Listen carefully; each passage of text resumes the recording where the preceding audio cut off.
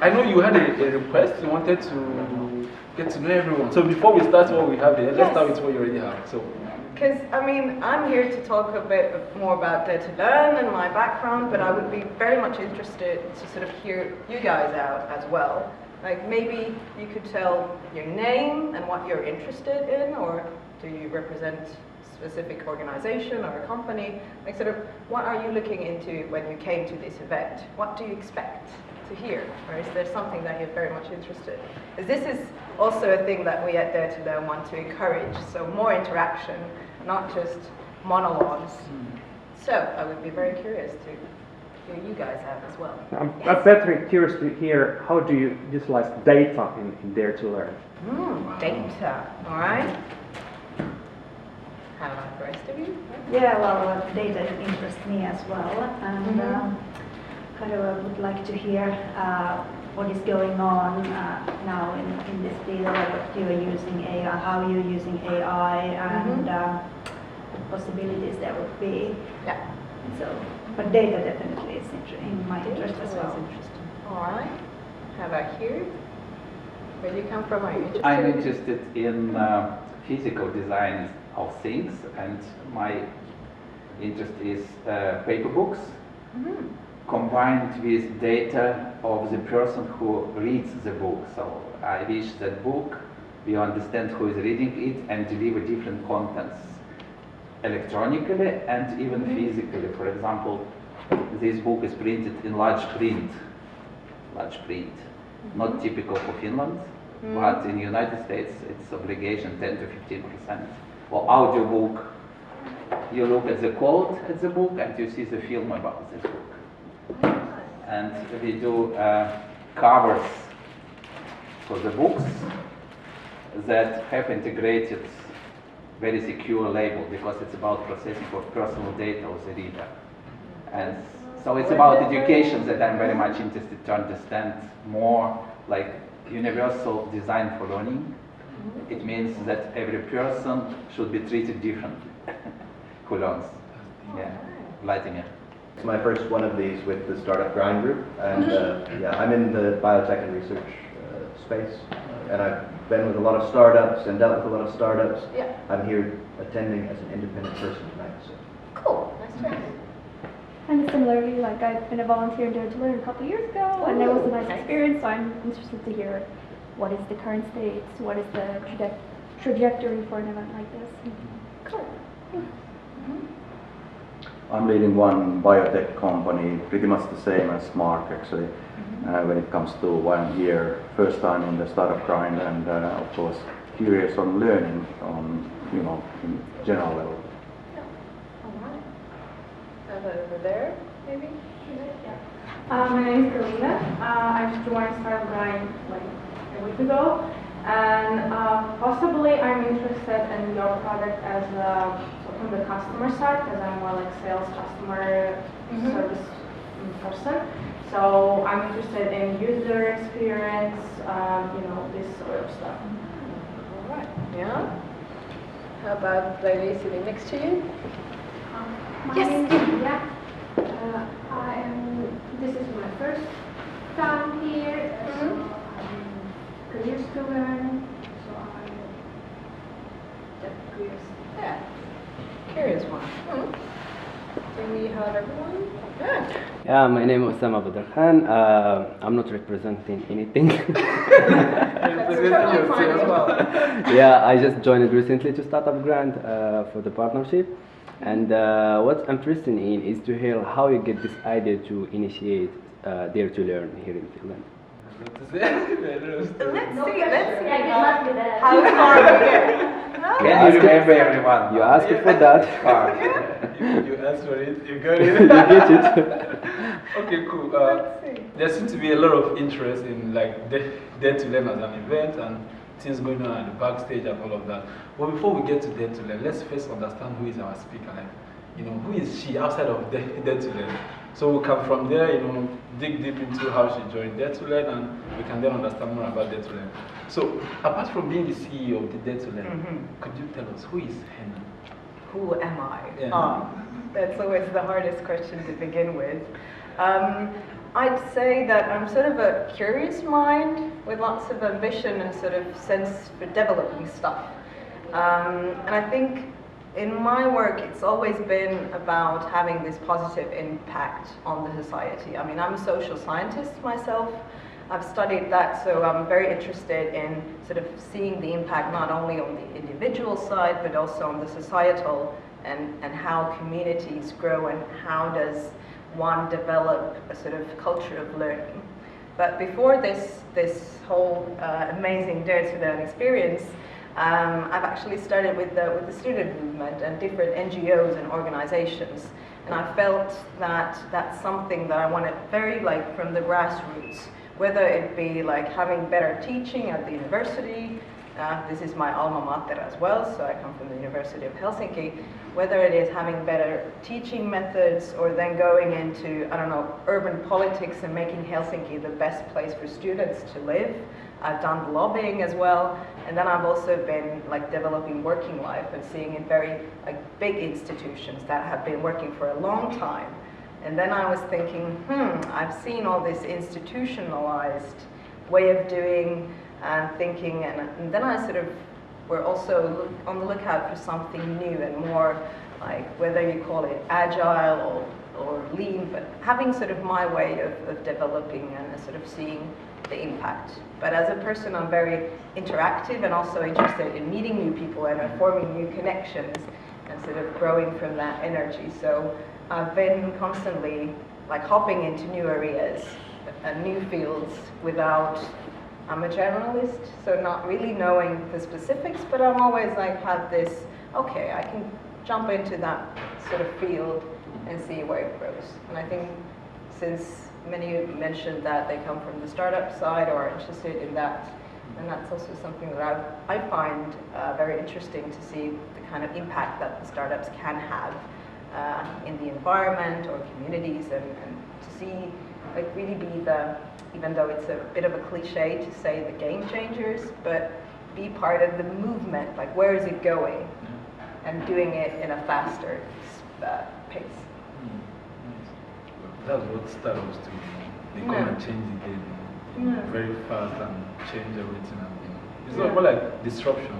So startups come to disrupt the normal way of doing things. So it's not a cliche, it's okay. And also working with open-minded people. I mean, usually the stereotype is that they're young, but they don't need to be. But working with the youth, I've been involved also in youth organizations, this national youth council called Alliancy, and I'm also the vice president over there. So connecting and working. Good. Now we know more about you. I said that, so it's good. But how did you end up in Dare to Learn? Yes.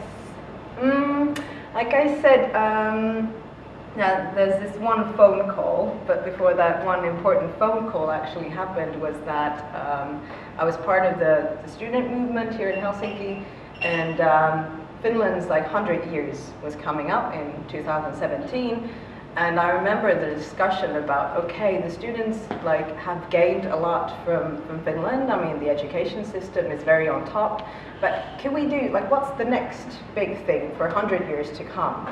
And when Finland turns like 200 years, what has happened in that time? And then it sort of began the discussion about like what's the impact? Could it be something involved? We have the best Finnish education system that the world knows, but is there something more to it? And how can we share it and not having this sort of very typical conference or seminar setting where it's just one person or two people talking and the rest is just listening and nothing else. So I was involved in the first Dare to Learn event in 2017 and also last year as well as a partner. The organization that I represented was a partner there. So I saw the energy and the excitement. I really felt that this is something exciting and new. And then I knew the team members that had been there from early on. And then I think it was in January or February this year that I sort of had first a message that, okay, Henna, we have some thoughts about Dare to Learn. Would you be willing to sort of talk those through and have a quick chat? And I was like, yeah, I'm always happy to help, and I really like what you do. And then I had the call and it was like, this might be a bit quick, but do you want to be our next CEO? And I was like, oh, okay, where's this coming from, and what's been going on? And it's like, okay, we have changes in the team, and we're doing this with a quite fast pace, and we need someone, and we know you, so would you be willing to do that? And I was like, oh, wow, I need to think this through. This was a bit of a sudden move. But then I thought, okay, let's do it. Just a phone call. Yeah, and also I had time in my hands, so it was a good sort of timing also. Yeah. Okay, good. Of course, we are part of Dare to Learn before the phone call, so I don't go home and start expecting some phone calls. Hey, Kelvin, do you want to be our CEO? Yes, this is one of my easiest recruitments so far, just having a phone call. And of course, we had several talks, and I was like, okay, what's going on? What's the situation? And But then, and I also said, do you really want me? I mean, and they said, we know you already. We know what you're good at, and we know what you're not, and we're fine with that. And I think that's, and I want to be honest on that, because I think that's one of the strengths about the whole Dare to Learn community, is that you can be very much yourself, and you get a lot of responsibility, but you're trusted that you're ready to grow and develop. And then we have this huge, like you can see with just in a year, that how much people can grow and learn new stuff while you're having in a safe, psychologically safe environment with an encouraging team members, and just having the ability to just go ahead and do what you want and have the responsibility and the tools. So I think that's also, like, if you want to build up a community that has impact larger than just the members within the community, then having that sort of good spirit, I don't know, the right growth mindset, I would also say. Can you please explain in a short, what do you do in Dare to Learn? Well, being the CEO, I mean, we have a rather small team. What the whole company actually does. Yes, about Dare to Learn. Very good question. So we organize annually this sort of learning festival, and please note that it's learning festival rather than education conference. And we use it because if you think of a festival, I mean, you're just like, oh, it's fun, and you can go, and it's like 2 days of partying, and you might not know where you end up. So that's sort of atmosphere that we wanted to also create at Dare to Learn. You don't know. You have some expectations, but you're ready to interact and meet new people, share your ideas. And also why the focus is on learning is that we have so many conferences just focusing on education. And I mean, education you think of always within a structure. And there's this setting, there's these goals, but learning it doesn't have any boundaries. Even though you're not aware of it, learning happens throughout your life.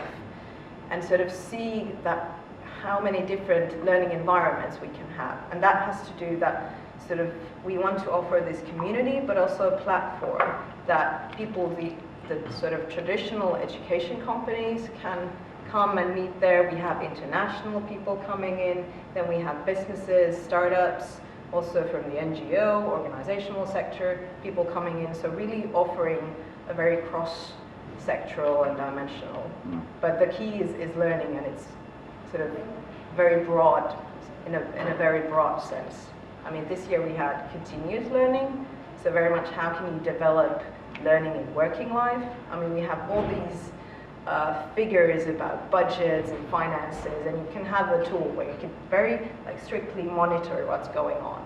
But if you look at people, then what kind of tools or how tapped you are into how people develop, what they're good at, what their strengths, and sort of, we don't really think about the sort of impact of learning or the return of learning. I mean, you have the return of investment, but the whole, and we want to challenge that as well. So sort of a place where you can rethink, a bit like learning for slush, I might say, but also rethinking, disrupting, and also challenging the status quo. But it's also for making business if you have your own and you want to meet investors or share your ideas and sort of network, and that's the place. Yeah. Okay. That was really lovely. I had a question about Dare to Learn, but it already answered that. Recently you were in China for some conference. Yes. It was for Dare to Learn? like you went to represent Dare to Learn? Right? Yes, because like I said, the whole program is held in English and it's very international. So we had this bigger Chinese delegation coming over from China to our forum or the festival, and they organized a sort of forum on the side. And then they wanted to, because they were impressed by the atmosphere and the sort of how we do things, that they wanted to sort of ask me as a speaker over there. And I was like, okay, digital, like international digital education event. And when I looked up the website, I was like, okay, 10,000 participants, everything's in Chinese, so I did not really know what to expect. But then I went and it was a great event. And also I think one of the best parts was that we were able to sort of visit local companies, and we visited one of the sort of their startups, which was founded in 2016, a coding company for children. And we had the CEO and the whole C-level of the company.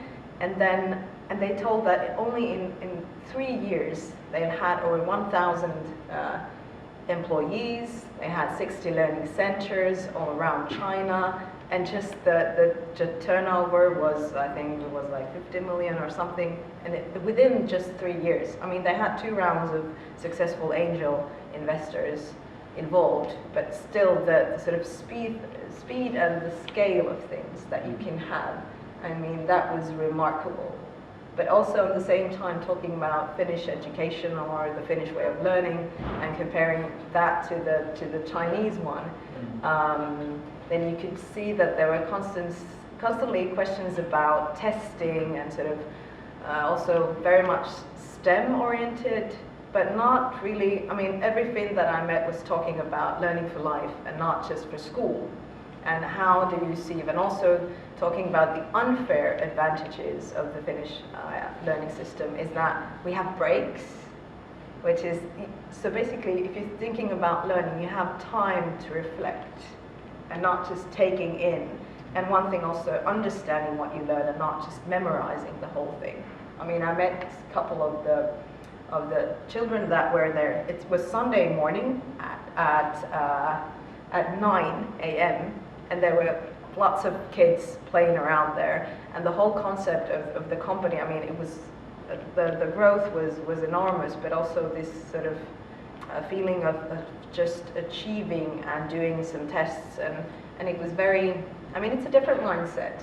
But I think that's something that the Finnish system can really deliver and sort of show that there are different ways of thinking and doing stuff. And also talking about those unfair advantages, breaks, just going out in the forest to have a break, sort of a blended learning, so all those types of experiences. And also a Chinese massage, that was amazing, like 80 minutes and the whole body getting worked on, and I was so sore after that, but it felt really good. What do you see as the key challenge? Let's use Finland and Europe, for example, then you can always generalize. Well, also the sort of interaction between the parts. I mean, we're so like thinking now, okay, first you have the sort of the basics you learn, and then you go to the secondary school, and then you go from here to the university, or in Finland, University of Applied Sciences, and it's just very linear. And how to get really a system that is not based on sort of industrial way of thinking. I mean, you had to have the one that had the most power was the one that knew the most. I mean, had the best knowledge. And now we have Google, and we can look things up. So it's not about the knowledge itself, but it's more about how can you share the knowledge. And also if we think about our brains and how they function, is that our brains are not exactly designed to remember things, but rather to forget things. I mean, we have this, like you've had this day and plenty of events going throughout your day.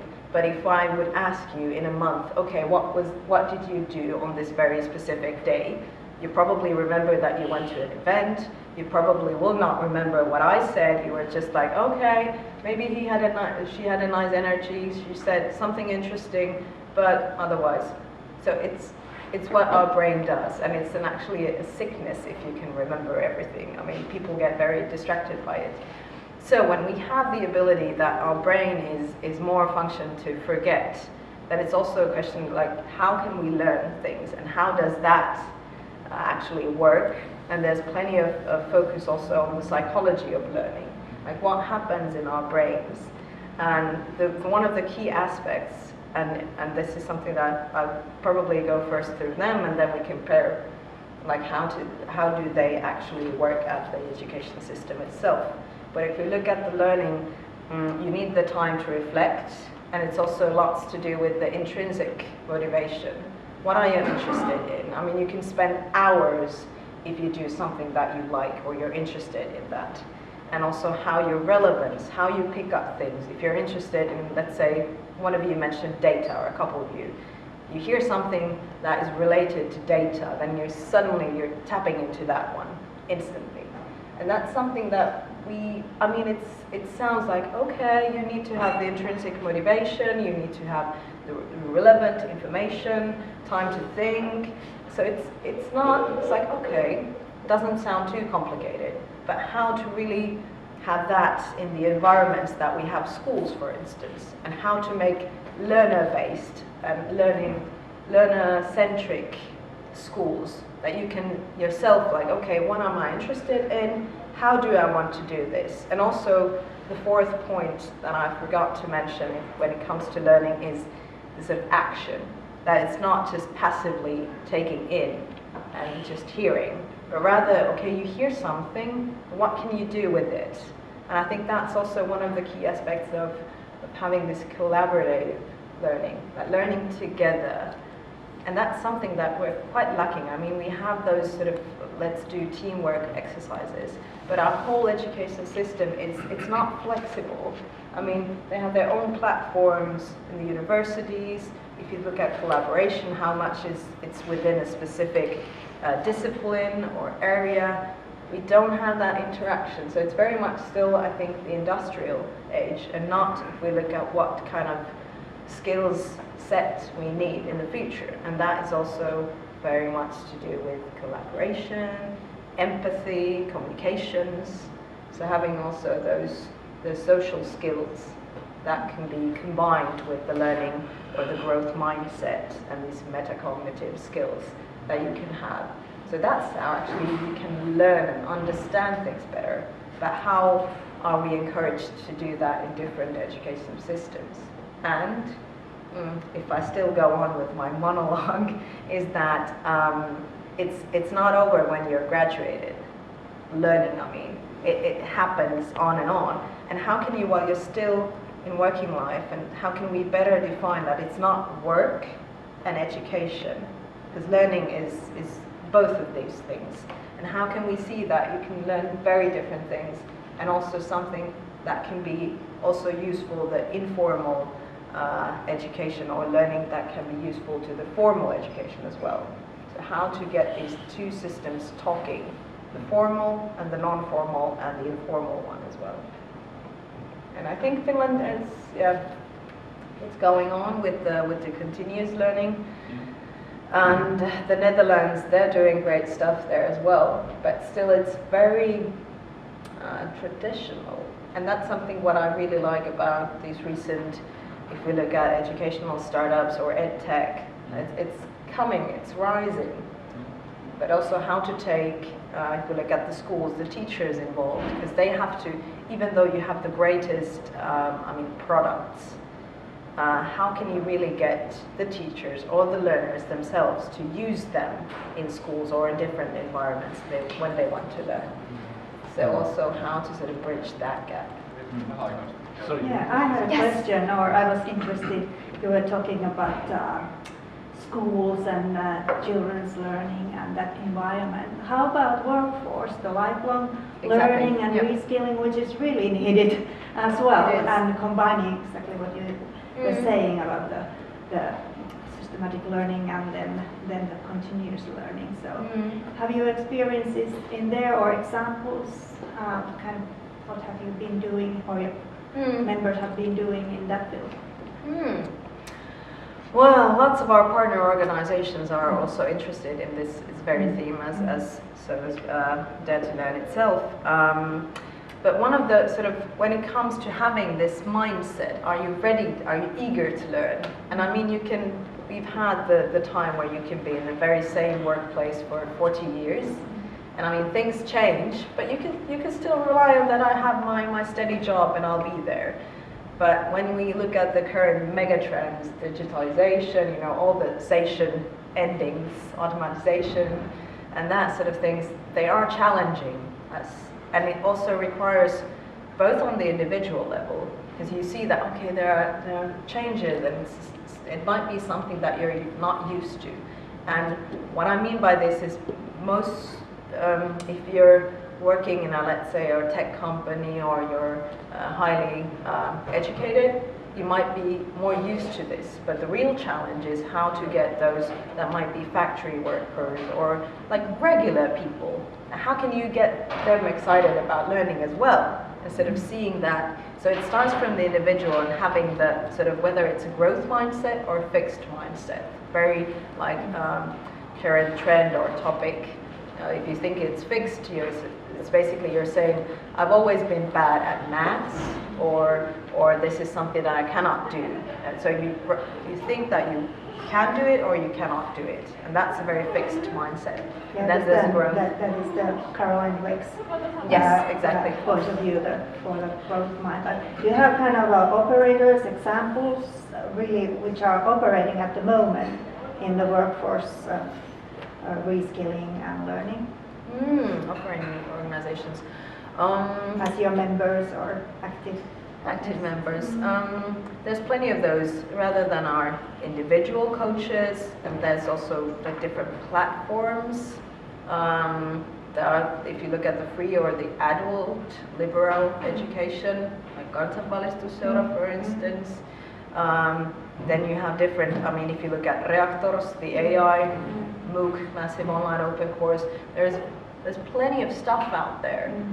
But how can you find it? And that's also like, if I was let's say an HR manager at a company, and I'm thinking, okay, we need to get our people, like they have to, there's a definite need for them to learn more about, let's say, data analysis. Yeah. So where can you actually go and sort of have that the employees learn those skills as well? And that's also a very big challenge, is that we have plenty of those who offer sort of seminars, or you have to go away from the workplace. And what we're interested in is also having the learning at the workplace itself. So you would not have these, I'm going away to learn, to a seminar or a conference, but you could have the learning at the workplace itself. There are several companies that do that, also the coaching, but they have like very different focus points. But there is plenty of those. HRM partners, Nitor also works with a lot of companies. We have smaller, but what's the biggest one? I mean, and that's a harder question, because I think it's still very much on the verge of becoming a bigger. Go ahead. Yeah, I just wanted to ask, or really going to just expand on that and get your input, is that, so speaking about the retraining of the workforce and your past experience then from an institutional perspective, is Dare to Learn, or then their partners, or I would think Dare to Learn maybe more so, helping then to even involve them at a governmental level then, from an institutional standpoint, so like the labor. Yeah. We collaborate with them as well. So that these re-education possibilities, then, because it's not easy to start at a elementary or small children level. It's not easy, but it's easier. Yes, because the children are great. It's easier because willing to learn. A lot of what you see then in the problems with the move to technology, and it's not a problem for some people, but for there's a proportion of people, as you said, factory workers, people who come from an older industry. Yeah. The moment that they realize that they don't have the skills is when they get fired. Yeah. And when the company decides that they're going to make a huge organizational change. Yes. Or and it becomes change theory and change the growth curve and change curve. Yeah. And then you see these people that they're lining up at the labor office and saying, how do I get retrained? Yes. And I need a factory job. There are no more factory jobs. Yeah. And So just wondering, are you guys doing something then to help with this from a national level? It's not going to be easy, but yes, and that's definitely, because when I cannot say it was Dare to Learn who started the whole big discussion about continuous learning in Finland, but definitely when the festival was first time organized, there was something that, okay, we want to have learning in media, like headlines, that would say learning instead of just education.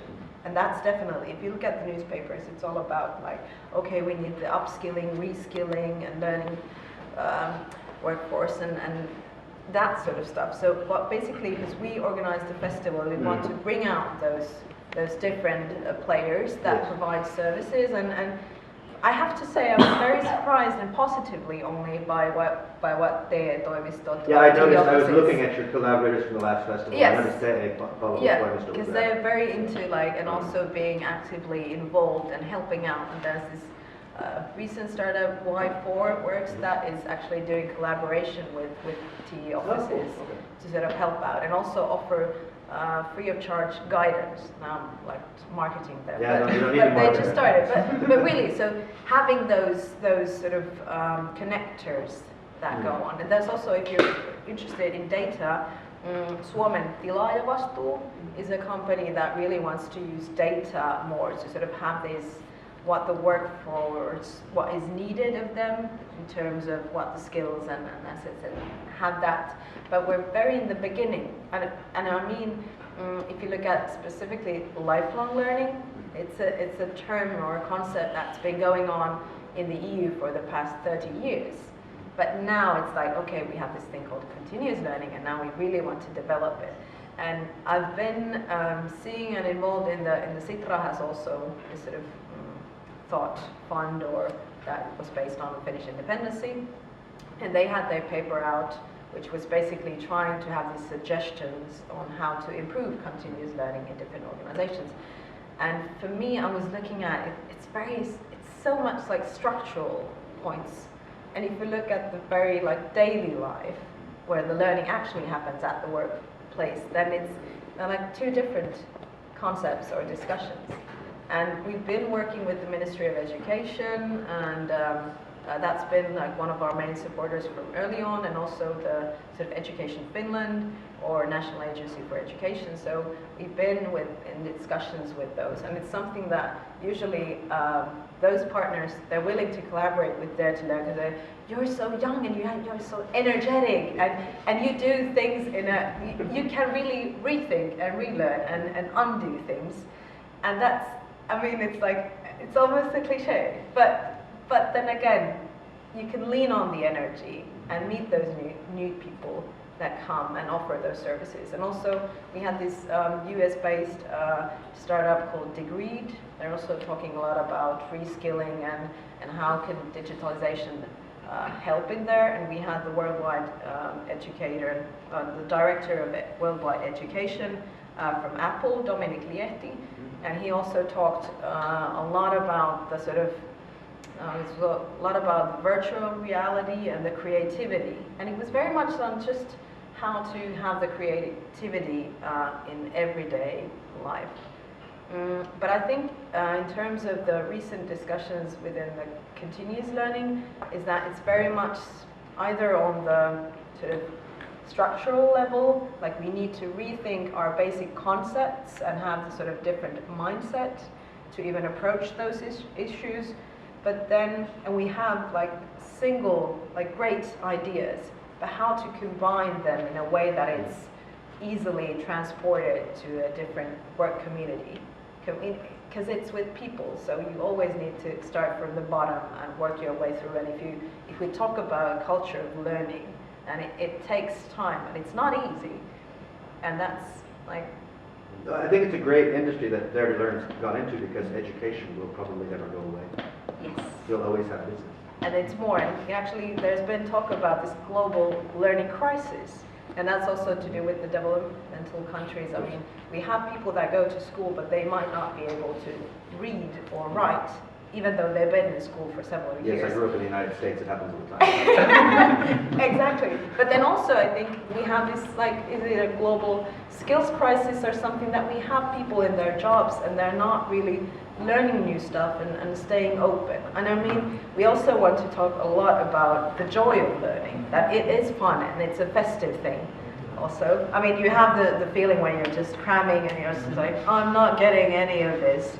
But then you have the sensation, the joy, when you actually like figure out something.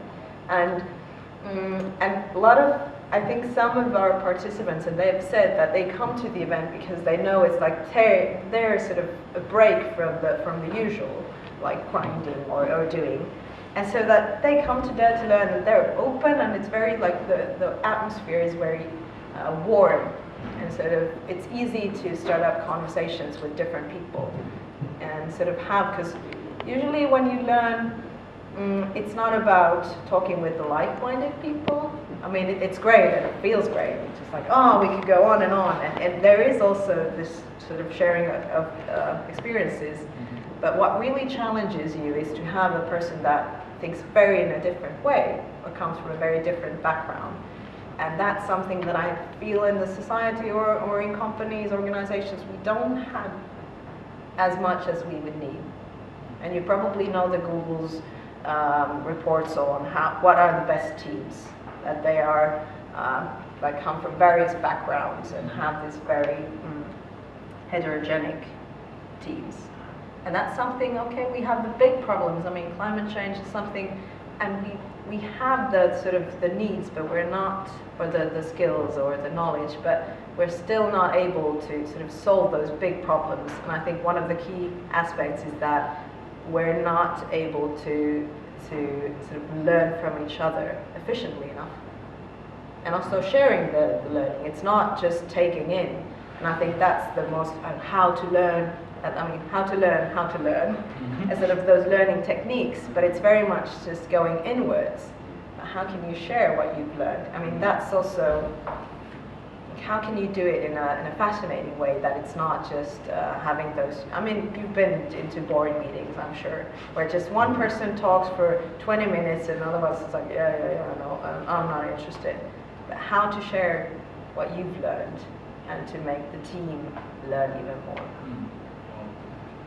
Such a very diverse, like so vast. The topic is so deep that we are going down like, oh, don't go too yeah, far. I'm sorry, you probably had many questions over there. But please, yeah, like for the learning and education, it's always good to meet the speaker during the networking time, so you can ask more questions and get to understand more. Because I'm sure that if we focus on just learning and education, we'll not even talk about Dare to Learn, you know. We'll not even look at some of the stuff on our list. So we'll just try to just touch as much as we can, because we have a very limited time. But during the networking space, just feel free to approach and ask every question. Okay, thank you so much for those elaborations. They were really insightful. At some point, I was like, I don't want to. Let me just listen. Like, it's so good. Just carry us along. But yeah, let's go a bit into Dare to Learn. Like, what has been happening for the past years? What could you consider to be like the highlights for these past years so far in Dare to Learn? Well, the highlights is that I think, because about the festival, we have a lot of, like I said, learning requires also action. So what we want to do at our festival is to have at least 60% of the program is participation oriented or activating. So that means basically workshops or hands-on showcases or improvisation as well. And so we have a lot of those workshops, and the best feeling I really get is not to have the keynote speakers, but to have people that have gone into a workshop and they come out and they're super excited about it because they've met interesting people, they've also learned something new, and they've got new connections that they can sort of go on. And that is it's easier to approach in many cases people when you have the sort of same agenda. You have a problem that you have to solve, or you have something very concrete to do. And and that's what the energy, I think, comes from. And those are really, for me, the highlights. I mean, I was just, the last event, I was just going around 2 days and talking with as many people as I could sort of bump into. And that's something that the energy, but also the warmth and the joy, and the sort of, it's easy to communicate over there. And I think also being we're a non-profit.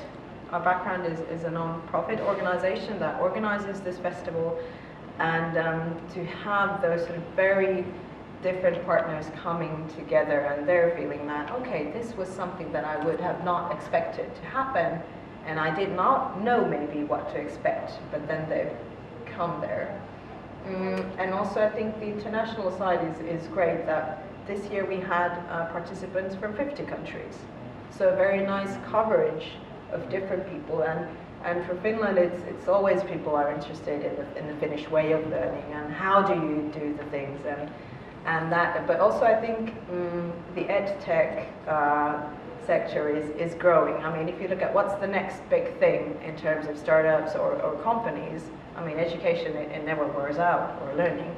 And it's interesting to see who sort of gets that, the first prize. And it was also interesting to hear Apple or those bigger companies, how they perceive learning and what they think is the most important one.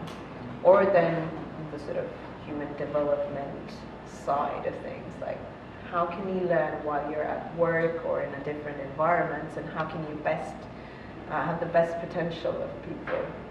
So for me, it's very much about the participants themselves that come.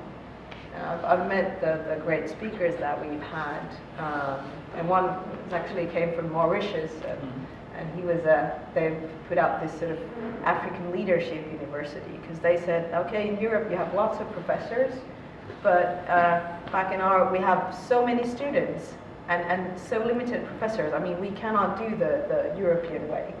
So what they were funding, they're very like digital platforms and more like students learning with each other. They had these problems or challenge-based learning, and just a few professors there. And I think it's great to have more innovative ways of doing and showing that to the world and to Finland as well. What are those trends in learning and education? Maybe you guys already observed in the Dare to Learn, because you have a lot of startups that are into EdTech. So maybe there could be some trends you guys already observed in the field that could give some signal on, okay, this is where it's going, this is what to expect, this is going to be the next big thing. Well, definitely, I say one of this is online learning was mentioned, and who provides the best, platform where you can learn. Yes, so what's the best platform, and how can you expand over there? Then of course the data, the impact of learning and how to measure it, because it's hard to sell a product or an idea if you cannot show the measurements. Like if you put this and this much money into the machine, what comes out of it? And of course when you're talking about people, it's so much harder, because it's not simple. People are not rational. They do different things and they have their different objectives. So also helping in that field. And then I had something else in mind. I was very trying to those and gaming, learning and gaming. And I think there's also very interesting stories about storytelling and learning with stories or trying out things yourself. Lufta was one of the winners of the Scandinavian GESA meaning Global Startup Education Competition, and they use this sort of immersive storytelling where you have the VR and you can sort of go into a story and hear different things out and it increases also the understanding of people coming from different perspectives or from different countries, and their sort of goal is to increase empathy, sort of teach empathy through stories. And you can have all these amazing abilities and possibilities, and VR of course is it's a big thing too. But for what I've seen is that specifically in Finland there's a lot of promising EdTech startups, but the problem is that they're focused too much on the Finnish side. Finland is such a small market, so they're not ready to go global, or they lack the connections or the collaboration. Accedo, the sort of EdTech accelerator, is doing a great job, but just by looking at things when I was visiting China, and I noticed that there were people from different cities of Finland, and they did not really know each other or collaborate. And I was like, we're such a small country, we need to have more collaboration on this field. And I think there's plenty of great small things happening and great ideas. But the question is it's not if you have the greatest idea, it's like how can you scale it and work it through. And that's also a challenge, I think, being here in Finland. And I think it's great that we should have more collaboration between the Nordics. There are a couple of those networks, and it was just the EdTech Association in Finland was just founded, I think it was in June this year, to sort of have this platform where more people can talk, and it's also about the legislative side of things.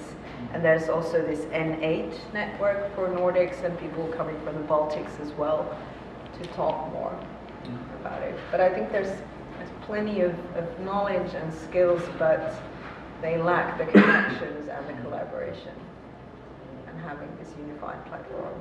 That's really interesting. You mentioned learning from problem solving, and have you heard or have you met phenomenon-based learning?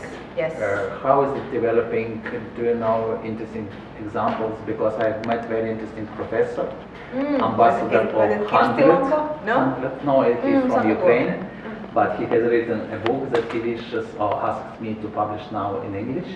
Yes. And this is about these case lessons that he developed very much in, I think, 500 schools already. Yeah. And here in Finland, he thought it's only one lesson per year or something. It's changing now, yeah, because they have the new, okay, let's think about the concept. It's opetussuunnitelma. It's like how the curriculum in schools, and it was a new curriculum that was just a couple of years ago that was developed, and it's very much based on the phenomenon-based learning. So it's really going in this direction. It is going, and there's not, like, you don't have like naturally or physics or chemistry lessons. It's more about having those broader issues like climate change, for instance. Yeah, more like a smartphone or greediness or happiness, and then discussing it or from well-being, as it has so many sides to it. So do you have here examples of existing success stories of this type of learning? Phenomenon-based learning. Well, Yes. I think Kirsti Lonka, the professor at the University of Helsinki, really goes to different countries and talks about this. What's the name? Kirsti Lonka. Kirsti Lonka. Yeah, she's a very well-known, and she published a book, I think, a year or two ago that was titled Phenomenon-Based Learning, and they just translated, I think, it in Chinese. So it's a very common or current trend in the Finnish education system, but also in other forms as well.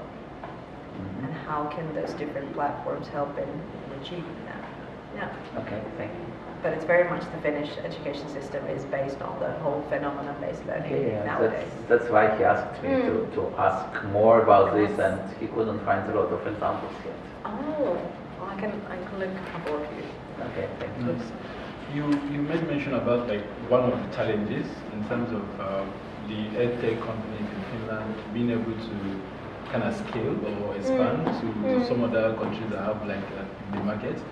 So I know that Dare to Learn, you guys already have access to these EdTechs, and as a big organization, you could probably provide like the pathway to this kind of problem solving, like being able to have access to, I don't know, partners or companies, maybe somewhere in, I don't know, Asia, Freaka, that are already into this, so it's easy for the EdTech companies in Finland to just scale.